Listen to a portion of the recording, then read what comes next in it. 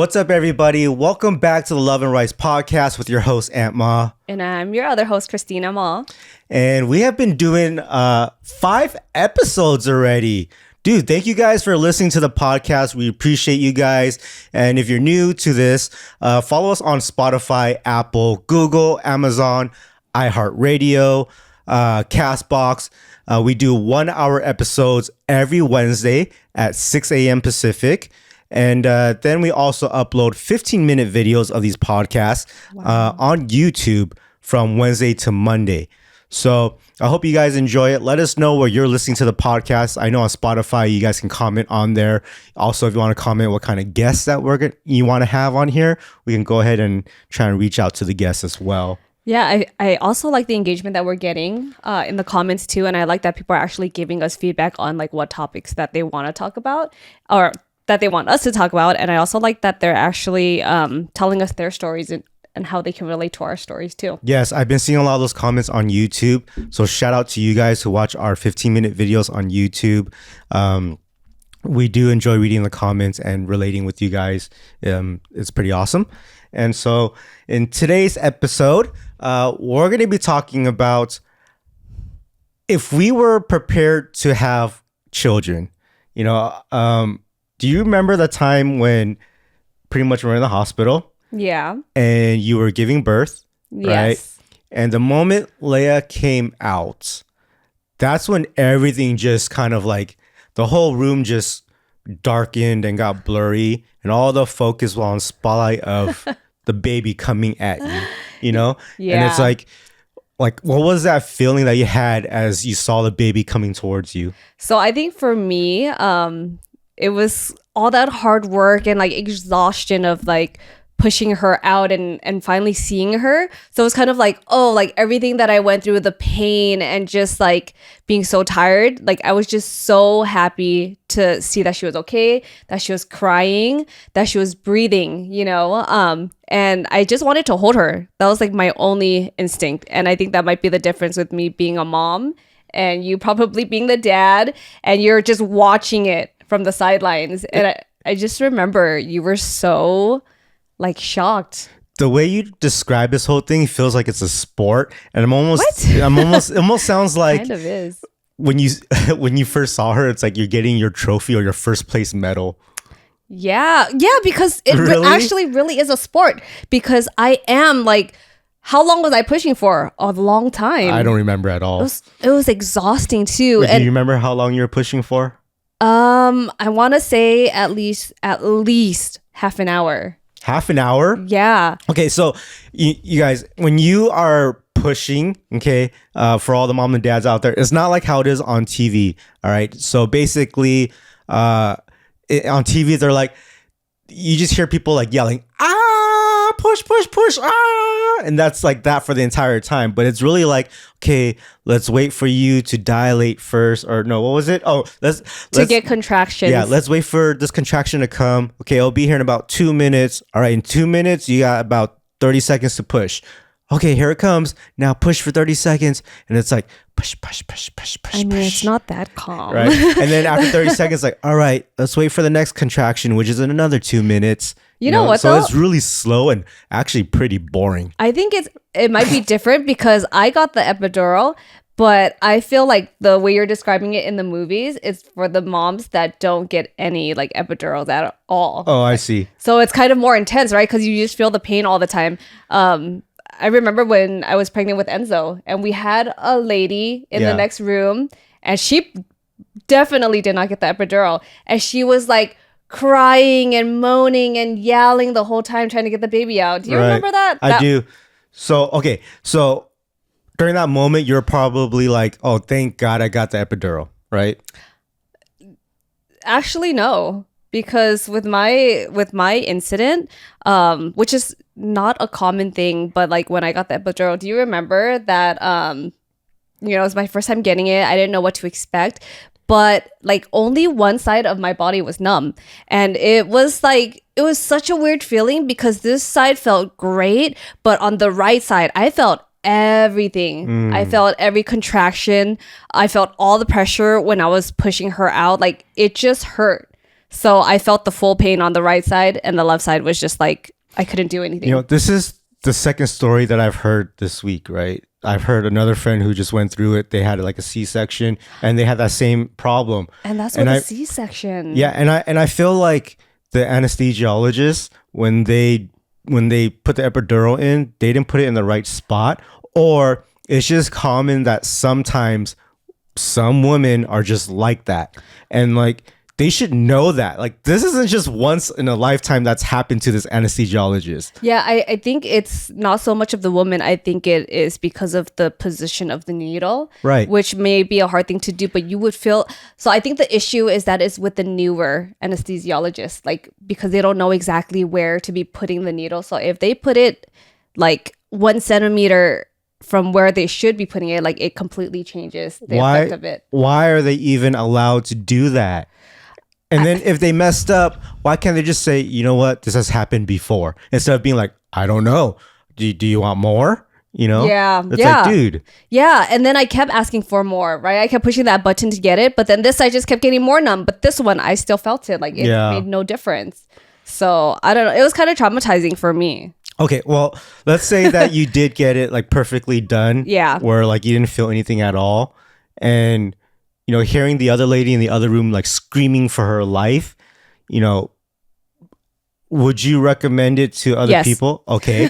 So what I'm trying to get at is every day you tell me my back hurts. You know? That's true. And you're like, it's definitely from that epidural. And we're talking about like, this is 5 years later after having a baby. Yeah. And you're still like, my back hurts. Yeah, and I always just thought that maybe it was because I've always had back issues.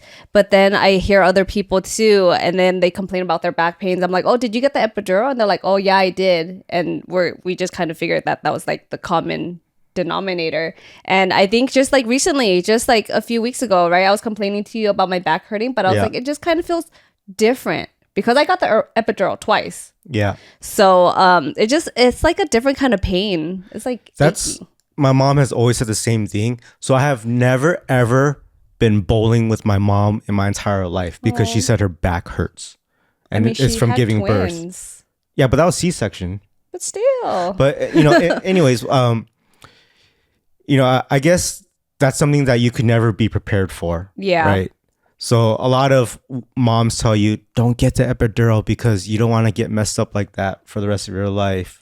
Yeah, I mean, I think it just really depends because I don't know how I would have been. Like, I couldn't picture myself not getting it during labor and like having to feel all that pain like throughout my entire body because it just sounds so painful. So scientifically, they say that, you know, that doesn't correlate, right? Like the back pain you have now doesn't correlate from getting the epidural. Scientifically, that's what they say, right? But we say differently. Yeah. And so now knowing that you have this pain, what would you tell other moms? Like, should they get it or should they stick it through without epidural? Like, how can you prepare them for that? Honestly, what would you do again? I would still get the epidural. Oh, really? Yeah, because I feel like it just depends on people's pain tolerance. And I feel like I actually have a really good pain tolerance, but I just don't... I think dealing with the back pain, because it's just like an achy kind of pain. It's not like a, oh my gosh, like unbearable kind of pain. Oh, I see. It looks unbearable when you tell me. Well, because I have like a combination of back problems. I have scoliosis too, so it just all kind of like combined. But honestly, I think that pain, I can deal with that instead of like going through the pain of going through labor. Yeah. Like that scares me. I see. Yeah. Okay. Well, so I guess you're more prepared than I was. For me, the moment you pushed Leia out and the moment you got to hold her and you were so relieved and happy, and I don't even know if you cried or not. I don't remember because it's 5 years ago. I don't know. I feel like, no, we both cried. I don't know if I did. Yeah, you cried. No, we got to go back and watch our YouTube video. It's on our YouTube and we'll watch the birth story of Leia and see if I cried or not. But what I remember is the doctor said, all right, Dad, it's your turn to hold your daughter. Mm-hmm. And so I went to go wash my hands at the sink.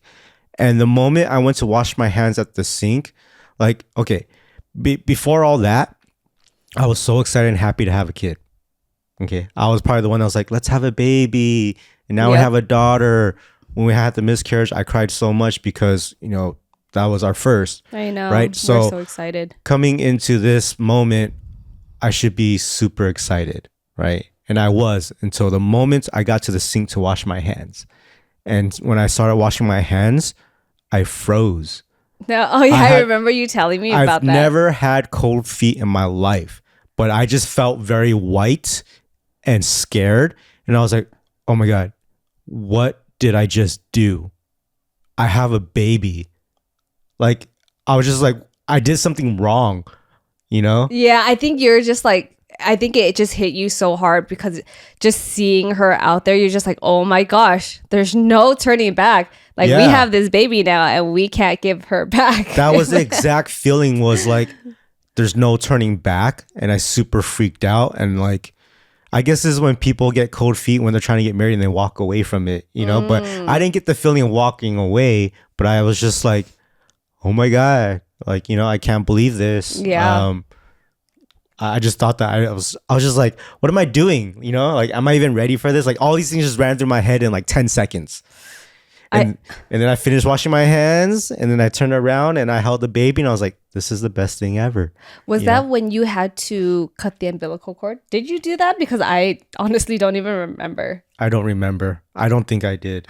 You didn't? If I can't remember, that means I don't think I did. Oh, I kind of almost feel like you did, but I guess that's one thing to prepare for too. Did I? I feel like know. you did. See, this is why we're talking about what? I kind of feel I kind of remember. I think like the doctor let you do a little bit, like just to get that feeling, and you couldn't cut it. It was all squishy. Yeah, I think that's normal. Oh yes, right? I remember that. Right, and then they help you do it. So you know, it's like when you get those like dull scissors and you're trying to cut like food, and then it never cuts, and you're like, what the heck? I need to buy some new food scissors. Ew, that is such a weird comparison. That's exactly how it felt, you know. But man, like, this is why we talk about how prepared we weren't for this moment, you know? And even before giving birth, while you're pregnant, we try to prepare as much as possible, right? Like, you buy all these baby things, you have a baby shower, there's a baby registry, and you have 100 items that, you know, will help you. Yeah. And then you have your hospital bag that you're packing in case you got to go to the hospital any day. And so we thought that we were so prepared. Right. And I don't think, like, nothing prepares you for the mental aspect of it. Yeah, I just feel like you can prepare yourself so much for it, but then it's kind of like once the baby's here, you're just kind of like in a different mindset. But I felt like we actually prepared ourselves pretty well for being the first kid, because when we had to prepare like the house, right? We had a house. Oh my gosh, just thinking back, we had our first home, right? Mm-hmm. It was a smaller house. It was less than 1,000 square feet. And during that time, we were actually in the middle of getting another house, a bigger house. Yeah. Right. So I felt like we kind of prepared there, but just like even going back to like minor things, right? I felt like with the baby shower, for example, you know, we had to research a lot of things. We were going through different like brands, different types of products, and kind of like looking at the reviews to see like what is a good product to add onto the registry. So I feel like that's a huge thing, because a lot of those items that we put on there, it was very essential. We needed to use them like as soon as Leia was here. Okay, so when we had certain items, I was like, oh, I'm so happy that we actually have this melody swinging rocking thing. Oh my gosh. Because then we don't have to keep rocking the baby while she's crying or rock her to sleep. We just put her into the swing thing. And yeah, when I had that, I was like, oh, this is the best thing. But it wasn't like preparation, because when we had like the first days of bringing her back home, it was all like, what do we do now? How do we do this? What are we supposed to do? Is this the right way? They were teaching us how to, you know, do the swaddle. The swaddle. I wasn't doing that right. They're teaching us how to get her to stop crying. How come the nurse that was coming in could get Leia to stop crying in like 5 seconds and we couldn't? Because they deliver babies all the time. This is what they do like on a daily basis. And that's what I wasn't prepared for. Like all those moments of like being new to parenthood. And then when you're at the hospital, like you don't realize like how great it is to be able to get all the help that you can, like from the nurse. I just remember them like always waking us up and checking on Leia, and I was so exhausted. I'm trying to like heal from just giving birth, and now that I think about it, I'm like, oh, they were coming in and they were helping us to check on her, make sure she's okay. They give her a bath, showed us how to do it, change her diapers. Oh and my things gosh. like that. Like they taught us all of these things. One of the things that scared me the most was giving Leia her first bath. Oh yeah. That's so scary because I'm like, oh, is she too cold? I know. Is this too much water? Yeah. Like, what's going on? And they're crying like a lot of the times. Yeah. And then especially when the nurse was showing us how to like wash her head, because their head is so soft and she was so tiny, and it was like very narrow because like she just got pushed out of me, So yeah. it was like barely just starting to form. So you're just trying to figure out like how much soap to put, how much pressure to apply, how do you like position the I know baby? the head is so soft, and it's scary because then you gotta put your fingertips underneath the head and the neck, and it's so small, and you're just like, and you're so scared. This is our first time holding like a baby that small, so you have to like try to like get comfortable and prepare them. Like you want to hold them in a good comfortable position for the both of you, and then you also want to like support the head and the neck because it's like there's no support. So I remember that how stressful the first week was, and even the first month, while we had this newborn. And it's like a million things in one because you're stressed about all the stuff we just spoke about. And then now we have each other that like we're just not even dealing with each other. We're dealing with all the other stress and the baby and stuff. Right. And I remember like we got in the biggest argument ever. I don't remember what it was about. I don't remember. I remember it was like the first, and I told all my friends after this, I was like, all right, guys, in your first 3 days, you are getting in a fight with your spouse about this baby. Don't take it out on each other. It's because of all the stress that you're going through. I don't remember getting to a big fight, but I mean, for you to be giving people advice like that, it must have been something. But I just remember it was like, you don't do this, you don't do that, no, da da da. Oh, so that's like, what? That's one huge thing. Like when you have a baby, you have to like try to work around each other's like expectations because everyone has their own ways of raising a child. And it could have been something as simple as you don't change her diaper like that, or you don't give her a bath like that. Something, right? It was something. I mean, even to this day, we are a team and we're doing things right together, but we are still doing things differently. Right. And we're not fully on the same page in terms of parenting. Yeah. And that's like, we're 5 years in and we're still like, you can never be prepared for this, guys. Yeah. And I think every kid is different too. So it's kind of like you kind of pick and choose how you want to like raise them and certain things that you want to do. And sometimes you might want to figure out like what's more convenient or, like just whatever makes you happier or more comfortable. It's definitely what makes you happy because right now we're in this phase of Enzo, he goes, Mommy, I want to sleep with you tonight. And then Leia goes, no, I want Mommy to sleep with me tonight. And I'm like, guys, go to bed, lay down, close your eyes. No one's sleeping with you. Good night. Yeah. And then I'll walk out. And then you're like catering to Enzo and you lay in bed with him for 5 minutes. And then you go to Leia and you lay with her for 5 minutes. And after all that's done and you leave both of them, they're like, I don't want to sleep alone. That's not like, all the time though. Like this is what I'm trying to say. Like let them just sleep on their own. I know, but it's just kind of nice because like that's my actual downtime with them where I'm not doing anything. And I feel like that's when they want to have like conversations or tell me about their day. So I feel like that's my way of connecting with them and just like giving them reassurance to like be comfortable while they sleep. Because right now Leia is like waking up and she has like nightmares and stuff. Like she came into our room last night and the whole time she kept waking up and she just like, she nudged me, Mom, I don't like my dream. Oh, like what was it? She was like, oh, monsters were eating my friends. And I was like, it's okay, just go to sleep, So it's stuff like that because they're so like vulnerable with me and they tell me all these things that they go through. I don't know if they do the same with you. So I'm like, okay, let Mom like nurture you and just let you know that you're okay. I was just thinking about this dream that Enzo had he was sick like 2 weeks ago, Yeah. and he was getting these nightmares because I think he was sick. Like when I was a kid and when I had fevers, I always had this one nightmare where spiders were crawling all over the ceiling, all over me, and then I would wake up during this nightmare, and as I would take every step, I could feel every vibration of my body because it's just a weird feeling. And so Enzo, I knew it was from his fever because he would be sleeping and he's like, ah. Oh my God. And then he's holding his elbows up like this while he's laying down in bed. I'm like, what are you doing?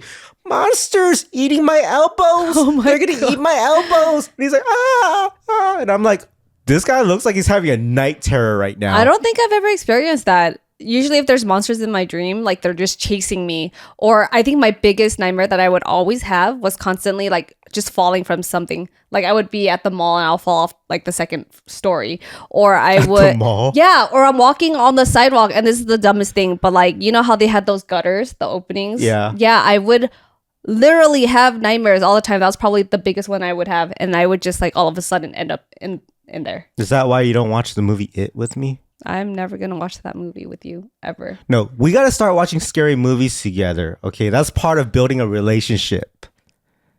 No, not happening. Yeah, right. If you don't want to sleep and you want me to wake you up in the middle of the night to be like, hey, I need the bathroom. Can you? You can just go sleep with the kids then. Forget it. Then Forget I it. will. Oh my gosh. On this part of the episode, we're going to be talking about how we managed to take care of the baby while we're both still working. And so, for me, in the beginning, I was kind of like the stay-at-home dad. I would go into, the JK office a couple times a week, and I would bring the baby with me. I would bring Leia with me. Do you remember that? Yep. So basically, this was so hard, and I can't believe I did this. It was just like I had so much determination to be a good worker and be a good dad at the same time. So I would get Leia ready for work. I would bring her portable crib. I would bring her milks. I would bring a milk warmer. I would bring You brought everything. it was like, what are those sound things called? Well, there's like a white noise maker or Yeah. like a melody. I would bring that.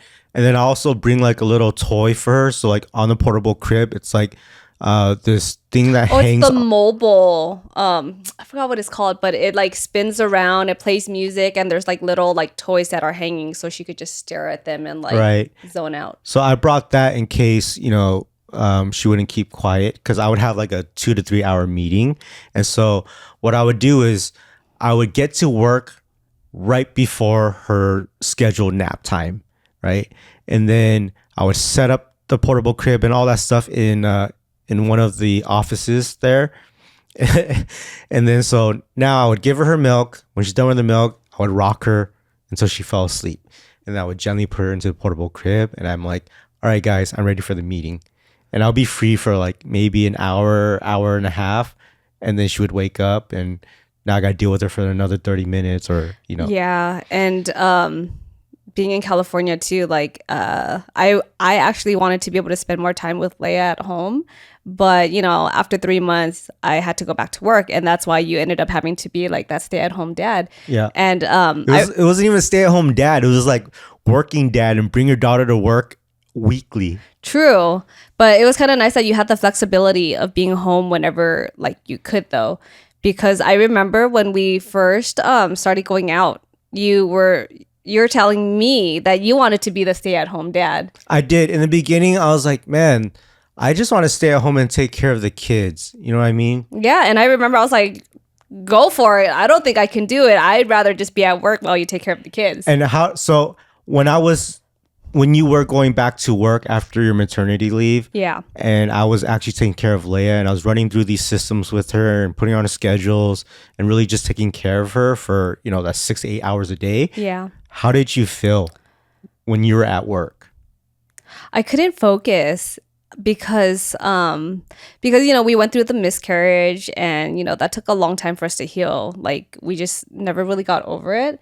And I just felt like I appreciated her and valued her so much more. So like being away from work was really hard for me. Being away from work? I mean, being away from Leia. Oh. Being away from Leia was really hard for me. Yeah. And just like, I think what got me through it though was that I knew you were taking care of her really well.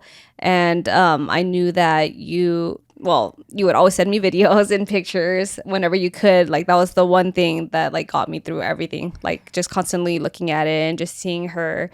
And like I would be like showing my coworkers like the videos of her and stuff. And that just made me like want to get back home to her sooner. But so would you always so when you're at work, were you like not working? I mean, I was working, but I was also just like really thinking about Leia. I felt like after having kids, like it was harder for me to focus when I was at work. Yeah. Just because like that's all I thought about. And because she was also going through like a lot of her medical issues as well.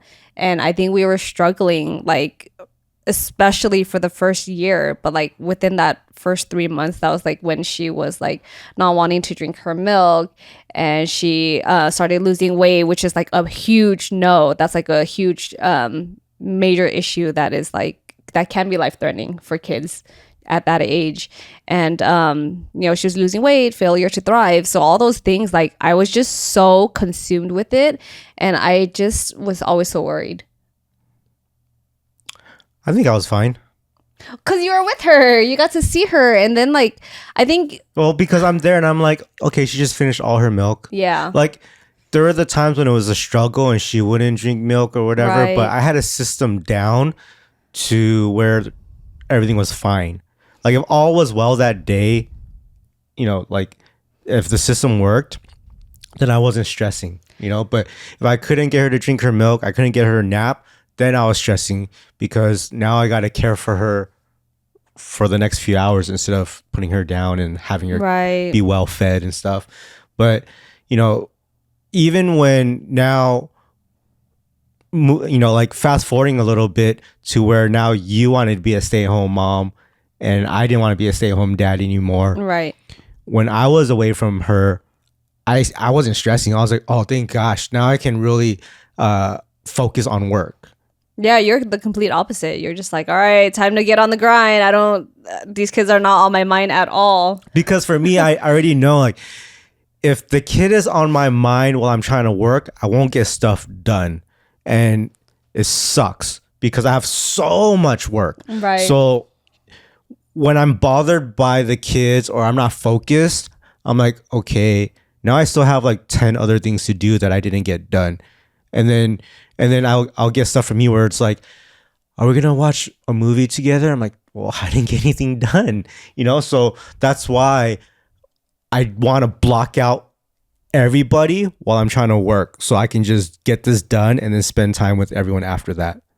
Yeah, you're the type of person that like, if anyone interrupts you for like a split second, you completely lose focus. And I didn't really understand that because I used to like get offended by it because, we rarely ever got to spend time together. Yeah. And then whenever I would try to ask you something or I would try to like have a conversation with you, it was always like this face that I was get because you're like so focused in what you're doing and it's kind of like a scram, so I can work on what I'm doing. And I mean, I didn't understand it until like we recently had lunch with like Nikki and Steve, and she was describing their relationship as well, and that she actually is the same exact way. Yeah. And just hearing it from her perspective and then hearing how Steve dealt with it and how he feels about it, like it was kind of the same. Like it was hurtful that that was the response, but then now like I understand more because it's like, yeah, if you lose your focus for that like split second, it takes you like 20 minutes to get back to where you were. Exactly. So I get it. Because you have to understand that certain people like me who doesn't do well in school can't comprehend stuff in school. Reading books is hard for me. Listening to teachers is hard for me. Right. So think about when I have to shut everything down to work and how deep I have to go into my work to really let it flow. And then if I have to pause and be like, what did you say? Oh man, it's all game over. Your whole thought process is gone. It's gone. It's not even like, okay, I'll get it back in 30 minutes. It's literally gone until it can naturally come back to me. So I'm like, that face I make when you try to interrupt me. I'm like, now I understand. So I just leave you alone. So like that's how bad it is for me. Yeah. And that makes sense. Yeah. And it's so critical because like my thoughts are like, it's actually like something where it's like a golden moment or like a golden learning experience where I'm like, okay, I'm getting there to what I want to finish this. I feel like that's you all the time though. That's probably why it would bother me, because every time I would try to say anything to you, it was always like a golden moment. But I think it's not even like a golden moment. I think it's more so of you just like trying to process something and you're in the middle of it. And those are my golden moments. So if I start from the very bottom of my work and to get to the next step, I have to have this golden moment to reach the next step and the next step and the next step. So yeah, it's basically all day. Because that's how hard it is for me to do things in my brain. That makes sense. And that's kind of like my comparison with Leia and Enzo, right? Because I feel like Leia is really into her academics and she's like book smart already. But with Enzo, like he kind of almost has street smarts, right? So I feel like I don't know what I was going with that, but I don't know. But I mean, it's just like she's so into school and he's not, and it takes him more time. Even though he's like a really smart kid, it takes him more time to actually like follow things, and he's not as like straightforward in like absorbing the information that we're giving as like easily as Leia does. You're probably trying to process. I'm so lost right now. But basically, going back to that, I feel like us being at home and we're both working at home together. I think it's kind of a good balance now because like you're 100% into your work. And I think ever since I've become a stay-at-home mom, my priorities have changed and shifted, because before that it was like work and I was always thinking about work and trying to get things done. And I was like hustling in that kind of sense. But then like after we had the kids, I was like, okay, Ant wants to focus more on work, so I'm going to let him do that. And that can be your priority while my main focus is to deal with the kids. And I didn't think it would be that way, but like just, being around them all the time, I feel like they have so many things that they need. They need like a lot of communication, interactions, and like, even though... In the first year that you were a stay-at-home mom, you really just focused on Leia. You didn't focus on our other, You mean on Enzo and Leia? Because when I was a stay-at-home mom, we had both the kids already. Wait, so you're saying that I was a stay-at-home dad for Leia? Like 2.5 years, 3 years? Yeah. For 3 years, literally. Yeah, you were way. Yes, you were that stay-at-home dad with Leia until not 2.5. Yeah, Enzo's 3. Yeah. I mean, I'm sorry. They're 2 years apart, right? But it takes a year for him to cook. Yeah. Right? So I'm saying like 3 years, I took care of Leia. Yeah, I was still working full time, and I think knowing that I did that for almost 3 years, I'm clapping for myself right now, and I think I should have a medal or a trophy from you saying maybe I should have one for pushing 2 babies out for you. That's just push. Everybody just pushes. But you know what I mean? Like, that's hard. Yeah, no, it is. It is, especially with all of the issues that she had. I felt like that being our first child too, like there's just so many things that you had to adjust to. Like I was taking her to the doctors. I would, there are times when I'm like, I'm about to have a serious meeting, and I would drop her off at my dad's house. Yeah. Remember when my dad used to be able to take care of her? Now my dad cannot take care of our kids, but there was a time when he was still able to, and I was okay with it. And practically because you just lay her down and that's all she's going to do. She's not going to move around. Yeah. He would watch her like every Friday. Yeah. Yeah. Yeah. It would probably just because there's a crib right here and he could just watch TV and that's it. That was his only thing, Yeah, he just had to give her milk, change her diapers, and that was it. That was a simpler time for my dad. Yeah. But I became a stay-at-home mom. Actually quit my job, I want to say like a few weeks before I found out that I was pregnant with Enzo. Like I had no idea. I just remember like really just hating my job and feeling so stressed and just like it was such a toxic environment, and we just all became overworked and we're understaffed all the time. So now that I think about it, like I feel like the stress got to me even more was because I was like pregnant and I didn't even know it. Oh, that makes sense. Yeah. So I'm kind of glad that we switched roles. Now you've been a stay-at-home mom for 3 years, Yeah. right? Yeah, and I loved it. Like even though I went crazy, What do you I mean you went crazy. crazy. What happened for you to go crazy? So basically, I'm with them like 110% of the time, right? Yeah. And they all, till this day, they still always ask for me. Like I'm always the person that they go to. And you don't get a break when you're a stay-at-home mom. Before I was even a parent or even considering kids, I was like, if I have a kid, I need to work. Like we're gonna put the kids in daycare because I can't stay home with them. Like I'm gonna be so bored. But that's like not the case at all, because there's always something to do. You always have to take care of the kids. There's stuff to do at home. You have to eat. Like food is so time consuming too. Yes. And they just always need so much from you. And Man, okay, so now that we both work from home, and when the kids are at home, like it's a no school day or something, it gets really crazy because I could see how needy the kids are. They're like I'll be in the office working, and then they're like, mommy, and she's like, yeah, I'm gonna go use the bathroom. And then the moment you go use the bathroom, they both get out of their seats. Like this is the middle of a meal time, lunchtime. They'll both get out of their seats and then go to you and be like, mommy, how long are you going to take? Mommy, what are you doing? 10 minutes? Can you let me know? And every single time I walk into the bathroom, I close the door. I'm about to sit down. Mom. You didn't even sit down yet? I haven't sat down. That is how fast it is. The All moment the time. you get up and you close the door is the exact moment Leia stands up and goes to you. I know. And I'm in like, front of the door. she always asks me, she's like, how long are you going to take in the bathroom? And I'm like, I don't know. Like, I don't know until I'm there. And then I just see how I feel. And she's like, can you let me know when you sit down then to see how you feel? Oh my gosh. And I tell the moment she tries to get out of her seat, I'm like, Leia, leave mommy alone. Yep. Just leave her alone. Stop getting up out of your seat. Yeah. But like, she just gets up right away. I'm like, you were just with her. That's how it is. I could sit there with them for like 30 minutes to an hour. And as soon as I get up, because I need to go upstairs to like get their clothes ready for school.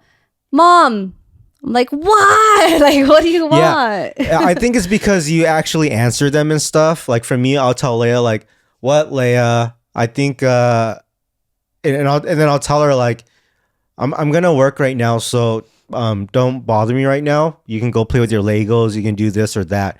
And I think for you, it's like, well, you do say this too. You're like, okay, guys, I'm gonna go use the bathroom. Finish your lunch or whatever. Yeah, I tell them. But you need to tell them like, don't get out of your seat. Stay here. Do not follow me. It's like when we go to the supermarkets, right?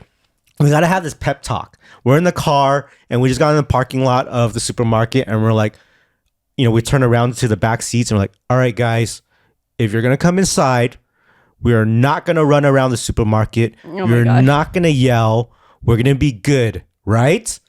And if we don't have this pep talk, then all hell breaks loose inside the supermarket. But even then, sometimes when you tell them, they just get so excited and they still do it. And we're like, oh my God. Yeah, but then you tell them like, remember that talk we had in the car? Yeah. And then they'll stop right away. But when you don't have those talks, it's so much harder. That's true. Because I will tell them like, when I go, I'm like, don't bother me, okay? I'm going to go use the restroom. I'll come back when I'm done. But I don't say, stay in your seat. Yeah, you have to say those things. I'm going to test that out today and see what they do. Good luck to you. Good luck. Well, or maybe you can step in and, I say it all the time. Don't get out of your seat. I say it all the time. But they don't, they just want to do what they want and they want to be with you. And that's how it is. And then usually, like, I'll be upstairs. They're downstairs doing something. They need help taking a Lego piece apart. You're literally, like, right there. Yeah. And then they come all the way upstairs just for me to do it. I'm like, Enzo, Daddy's like right there next to you. Like, why couldn't you have just asked him to do it? I let him walk all the way up there too. Yeah, it makes no sense to me. So that's why it's just kind of exhausting, and that's how I go crazy, because the moment I try to do something on my own, I can't. So this is us venting of each being stay-at-home mom, stay-at-home dad for 2 to 3 years each. Yeah. You know, and since we've been through it, would you do this part again? Would you want to be a stay-at-home mom again, or would you not want to ever do that? I would do it as much as it like was so exhausting, and I felt like it was like a very emotional time for me, just because like I would have that mom guilt, like if I love them so much and I would do everything for them, but like the times that I might like snap or yell at them or like get frustrated with them, then I feel really bad about it. But like also I feel like I've worked a lot of my life where I'd rather spend the first few years with my kids and helping them to like grow and just be there for them and build that relationship. Oh, so you had this like mom purpose. Yeah.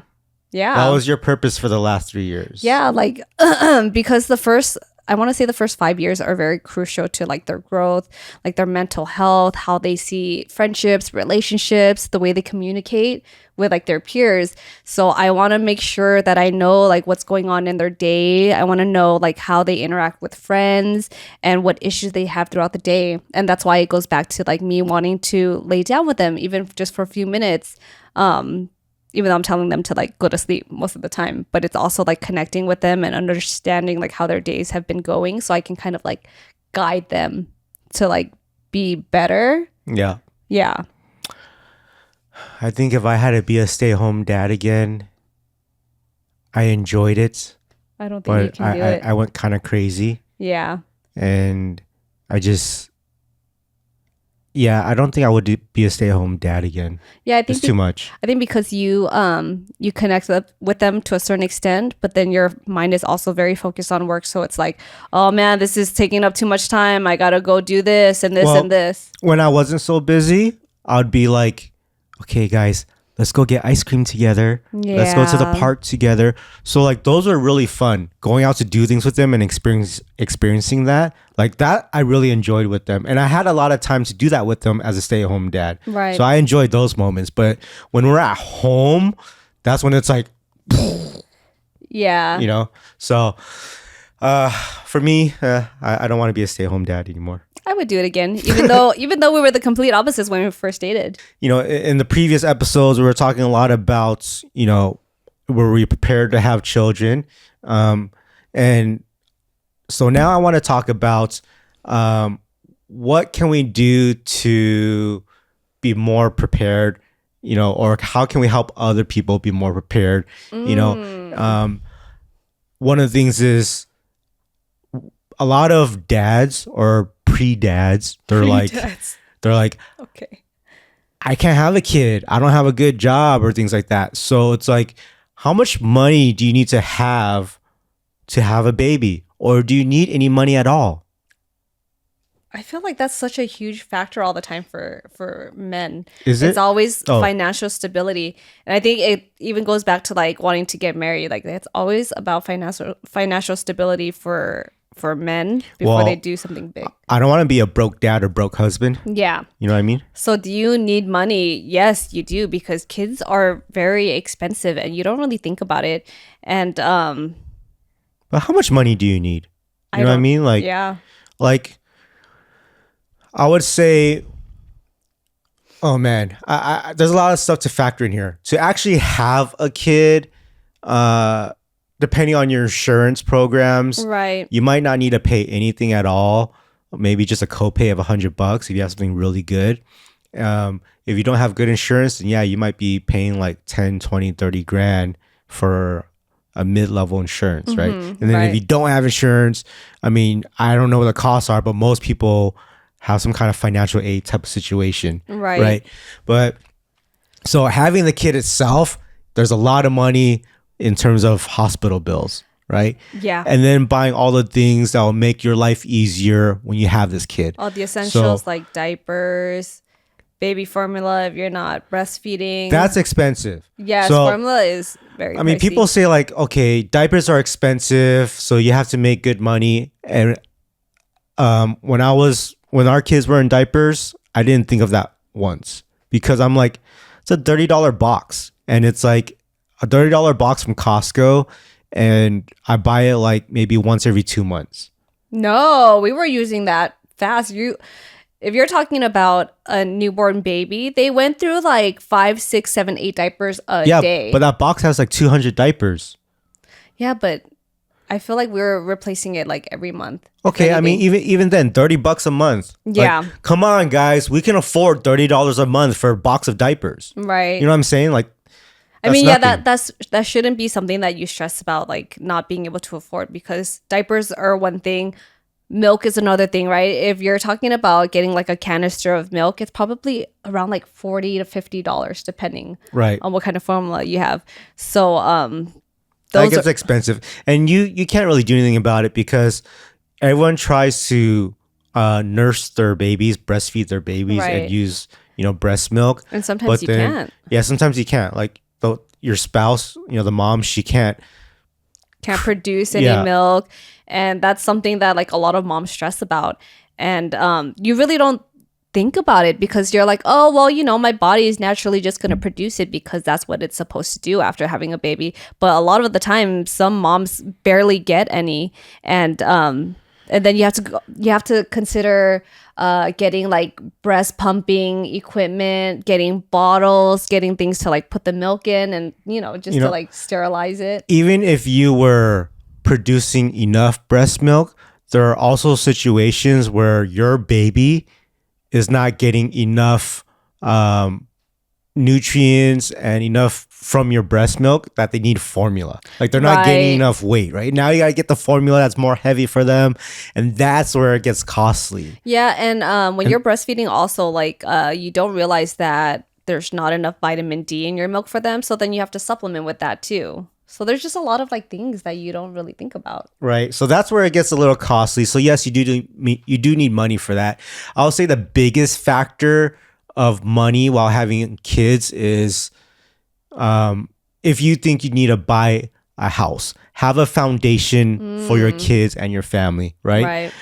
Do you think people need to buy a house or can they just rent? I mean, I feel like as long as you have a good house that's safe, and you're in a fair neighborhood where you don't have to worry about too many things, then I think it should be fine whether you're renting or buying. But at the same time, for me personally, like I don't like to feel like I'm borrowing things. So I think that was a huge factor for us when we were trying to get our house, was that we wanted to be able to find something that we can invest in. So like all of this hard-earned money that we're working so hard for, I felt like I wanted that to go into a house that we get to keep rather than paying into someone else's mortgage, and then at the end of the day, like you still don't have a home. I didn't even think about that when I was, back then I knew nothing about homes like that and with that mentality. And I was just like, I just want to buy a home because we got married and we should have a home. Like that's and that's just, that's just what people say, right? It's just a life goal. Right. I didn't know that you could make money from the home and things like that. I just wanted you to have a home. I want our kids to have a home. And being the dad, I wanted to provide that. So that was like my whole reason, right? Yeah. And so let me tell you, I have a friend who's a dad. He has kids and they rent. Okay. And they've pretty much been renting ever since their kid was born.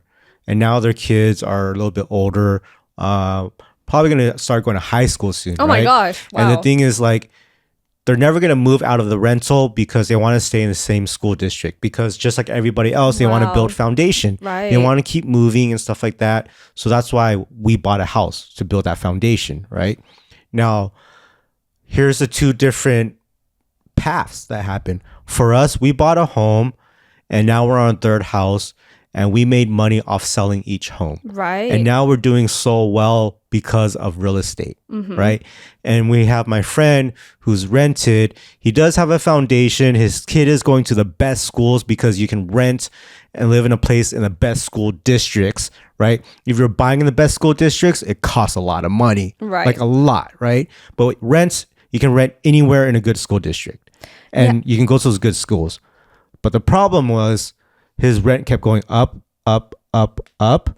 to the point where now he can no longer afford to buy a home because he spent all his money on increasing rent. Yeah, and where does all that money go? Like, it's money that's lost. Yeah. When it could have went to a house. Yep. And I don't think like when we got our first house, like it was just like a goal, an accomplishment that we wanted to achieve. Yeah. But I think once we sold that house because we wanted to get a bigger house for Leia, was then we finally realized like, oh wow, like we bought the house at this price and it went up like this much within a few years.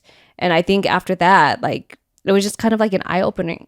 Like, yeah, so my friend, he's like, I wish I bought a house when I could have got it before, because now the 600K home that he wanted is like 1.3 and he can't buy it. oh man. You know what I mean? Yeah. And then they keep raising his rent every year. So he's like, this is not financially stable for me, you know? Right. So he wasn't prepared for that. And knowing that we're in this situation, I'm like, oh my gosh, like I'm so glad that we went that route. Right. And that right now we are financially stable. Yeah, and I feel like we've been lucky every time that we sold the house because the price just went up so drastically, Yeah. and I really didn't expect it to. And like every house that we sold, we were able to get a bigger house, a nicer house, and go towards more of like things that we want. We don't even have to go to a bigger house. Like we're going bigger and bigger because, you know, we're getting that equity. And then once we're okay, we're gonna start downsizing and start collecting that equity for other things. So we don't always need the big home. I don't want a bigger house. But what I want to tell everybody that's listening is that this is the part that costs a lot of money. I do highly recommend you guys, if you're gonna have a wife or a husband, if you're gonna have kids, please buy a house to put you in a better situation financially. A lot of people are like, I'm having a kid. I wasn't planning the kid. I don't have any money for a house. Right. I'm gonna tell you right now, you can buy a house with $13,000. Okay. And so do whatever you can to get $13,000. If you have a job, you can save $13,000 in a year or so. And with that mindset, please buy a home. Get all the government assistance that you can to buy a home. But whatever you got to do, I don't care if the rate is high. I don't care if anything. Just buy the home so your foundation is set and you don't have to worry for your future. Yeah, I feel like most people don't do it because they feel like they can't afford it. That's the number one thing. Huge point. But that's what I'm saying. Like everyone can't afford it because you can literally buy a condo for 13 grand. Yeah. You know what I mean? And when you're really thinking about it, you're spending just as much to pay someone else's mortgage. And it's just to rent a place. Like it doesn't make sense to me. And that's why I don't like getting loans and things like that. I just don't like borrowing money. So I didn't want this to get into a whole like real estate podcast episode, but so we were talking about how we can prepare more other families in their beginning stage of having a kid, right? Right. So one was having money to spend on the baby for formula. Essentials. Right. You don't have to get all the things that other people have where it's like, fancy strollers, fancy car seats. They all work the same. It's just the comfort level for you guys. Then the next is, I think, the most is having a lot of money to buy a home, right? The third thing is you do need money for daycare. Right. Because for us, we're thinking, okay, we have our grandparents or we have our moms and dads, and our mom and dads can watch the kids. Mm-hmm. And that's what we thought the entire time before having kids. That's what sometimes they would tell us. And so after we had our kids, our parents were like, nah, I'm not watching the kids. I don't like them as newborns, or I don't know how to do it. Like everything's so different nowadays from before. So I don't want to mess it up, things like that. Or like, I can't take off work to help. And in the beginning of having your kid, I would say in the first 6 months, it's so crucial because that is when you are working a lot, right? You're still in between your job. If like you're going to be a stay-at-home mom or you're going to continue working, or now you're back into the grind mode because the kid's out. So it's so important to have help your first 6 months to a year when you have a kid, right? And so because we didn't have the grandparents, I wish we had daycare. I wish we had a nanny. I wish we had someone take care of the baby while, if we're working from home, that person can come to our home and take care of the kid while we're working. So we have work hours, stuff like that. But that costs a lot of money. Right. And we're not at the time making that much to have a nanny, or it would just pretty much be a wash. Yeah. And then it makes sense. But I think even for me, so I guess it depends, because some people want daycare because they want to go back to work, and some people want daycare or nannies because they don't have a choice, right? But for us, we pretty much had a choice. We had kind of the flexibility to be able to like watch the kids and stuff. Yeah, but we just weren't getting things done that we wanted. Right. So I guess it just really depends on what the priorities are. And then for me, like, I wanted our parents to be able to watch the kids more. Like, that was my main goal, because they're so young, they're so fragile. And I don't want the kids to just be with anyone. And you hear all these stories about kids being in daycares and things happening because they're taking care of so many kids at the same time. So I think a lot of people go through daycare because they don't really have a choice. Right. So that's why, for our situation, because we worked from home, I'm like, we could have got a nanny. We could still be there with them watching our kids. True. Yeah, but I felt like we saved a lot of money too, like doing it I don't know ourselves. if it was worth it.